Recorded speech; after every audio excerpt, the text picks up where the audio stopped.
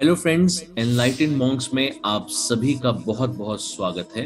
बहुत बार ऐसा देखा गया है कि भगवान स्वयं हमें दर्शन देना चाहते हैं, पर हम ये बात समझ ही नहीं पाते और हमेशा विचलित रहते हैं कि ये क्या हो रहा है, ये क्या हो रहा है। ऐसी ही एक कथा आज मैं आपको बताने जा रहा हूँ। एक बार की बात है कि एक ब्राह्मण बहुत जगह पे तीर्थ भ्रमण करते करते दैव योग से श्री चैतन्य महाप्रभु जी के पिताजी श्री जगन्नाथ मिश्रा जी के घर गए।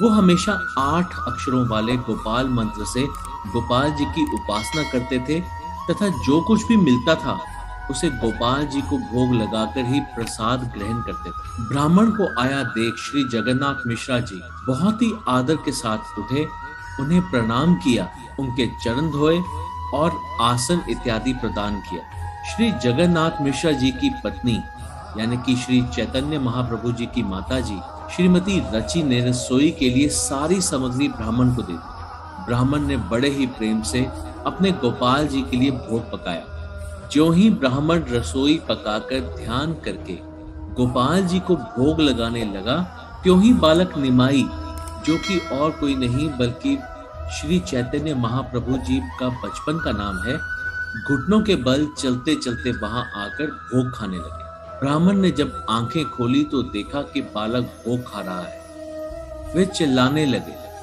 सब घटना को देखकर श्री जगन्नाथ मिश्रा जी को गुस्सा आ गया। वो निमाई को मारने दौड़े, परंतु ब्राह्मण ने उन्हें रोक दिया। मिश्रा जी के द्वारा क्षमा प्रार्थना करने पर और विनय करने से ब्राह्मण दोबारा रसोई करने लगे।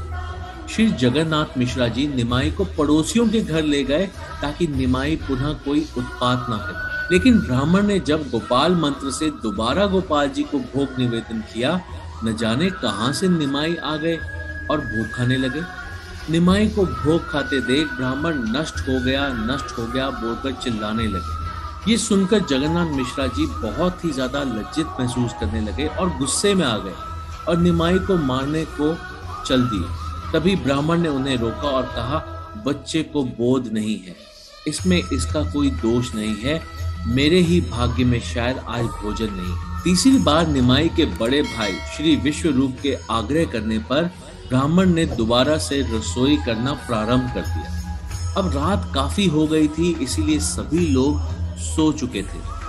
ब्राह्मण दरवाजा बंद किए हुए रसोई कर रहे थे और श्री जगन्नाथ मिश्रा जी दरवाजे के बाहर बैठे चौकीदारी कर रहे थे, लेकिन उन्हें भी नींद आ रही थी।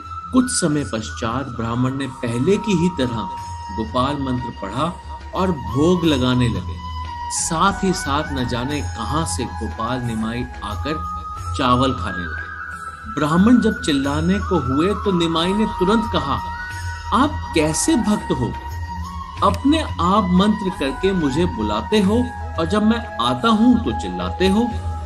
इतना कहते कहते ही महाप्रभु जी ने अपने भक्त ब्राह्मण जी को अष्टभुजा रूप से दर्शन दिए। ब्राह्मण ने देखा कि छोटे से बालक निमाई ने एक अद्भुत रूप धारण किया हुआ है, जिसमें कि अष्टभुजाएं थीं, जो शंख, चक्र, गदा, पद्म से और मुरली माखन से युक्त थी। अर्थात उस समय उनके 4 हाथों में शंख, चक्र, गदा और पद्म थे।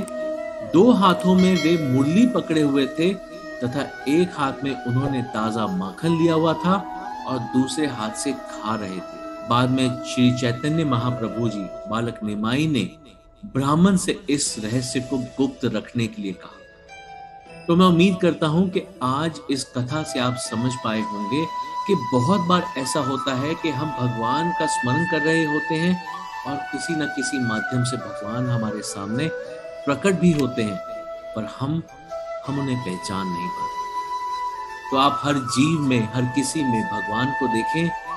हर किसी में भगवान है, हम में भगवान है, हमारे सामने वाले में भगवान है। जो अच्छा करता है उसमें भी भगवान है, जो बुरा करता है उसमें भी भगवान है। So with that thought, thank you very much for going through this video. Stay happy, stay blessed, stay safe. Have a nice day ahead. Take care. Goodbye.